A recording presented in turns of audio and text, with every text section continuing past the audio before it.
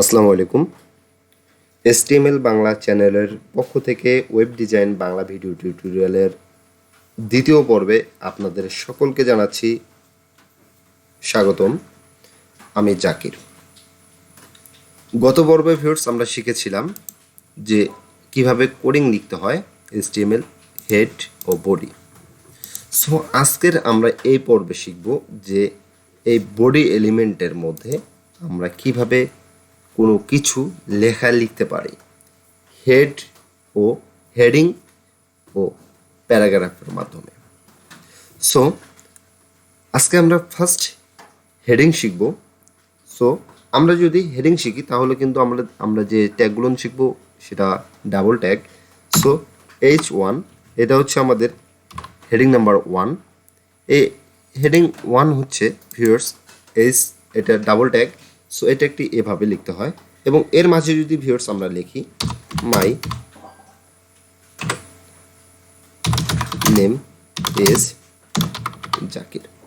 So লিখে আমরা যদি এটা সেভ করি Ctrl+E+S দিয়ে সেভ করি, সেভ করার পর আমরা যদি আমাদের ব্রাউজারে যাবার পর সে পেজটাকে আমরা রিফ্রেশ দিই, রিফ্রেশ দেওয়ার পর দেখতে পারবেন যে আমাদের নামটা চলে এসেছে। সরি, যেহেতু আমাদের নি চলে এসেছে, মায়ের জায়গায় নি, তো আমাদের লেখাটি চলে এসেছে S1 হেডিং 1। আমরা যদি এখানে মাই লিখে দিচ্ছি।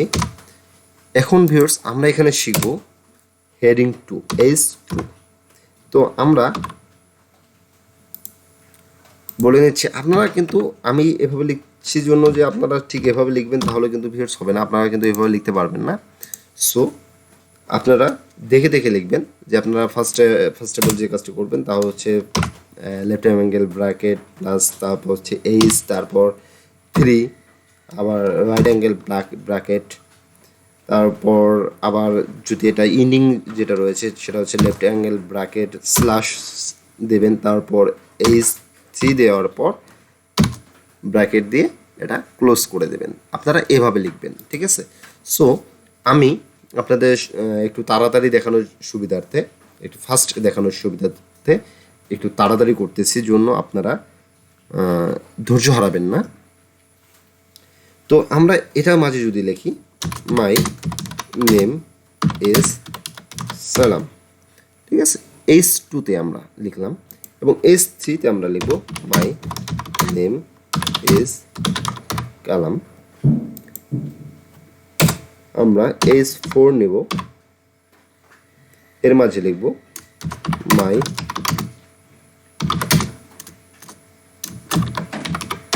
সায়েম। S5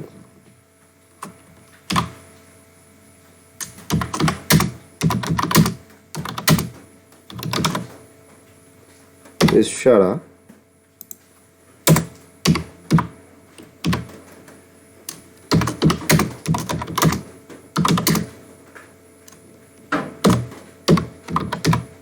সো দেখেন আমরা এখানে হেডিং লিখলাম, বডির মাঝে আমরা কিছু হেড দিয়ে দিলাম। হেডিং দেওয়ার পর আমরা এটাকে সেভ করলাম।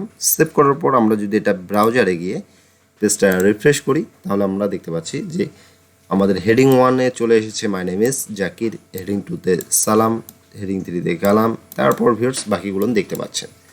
সো হেডিং 1টা বড় হয়, তারপর ছোট, এভাবে হেডিং 6 পর্যন্ত একদম ছোট হয়ে যায়, ঠিক আছে?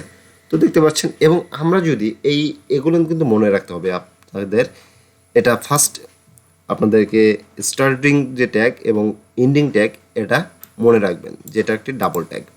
এবং আমরা যদি এরপর প্যারাগ্রাফ শিখি তাহলে প্যারাগ্রাফের জন্য আপনাদেরকে এভাবে প্যারাগ্রাফ লিখতে হবে, এভাবে প্যারাগ্রাফ লিখতে হবে। এবং আমি আপনাদেরকে সুবিধার্থের জন্য একটু বড় করে নিচ্ছি।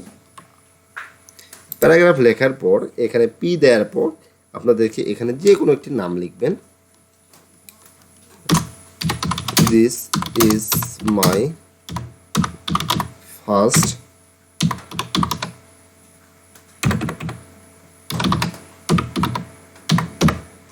This is my first paragraph লেখার পর আপনারা এটা সেভ করে দিলেন এবং সেভ করার পর ভিউয়ার্স আপনারা এখান থেকে আবার রিফ্রেশ দিলেন। রিফ্রেশ দেওয়ার পর দেখতে পারবেন যে আপনাদের এই যে প্যারাগ্রাফটা লিখলেন পি, সেটা কিন্তু এখানে চলে এসেছে এবং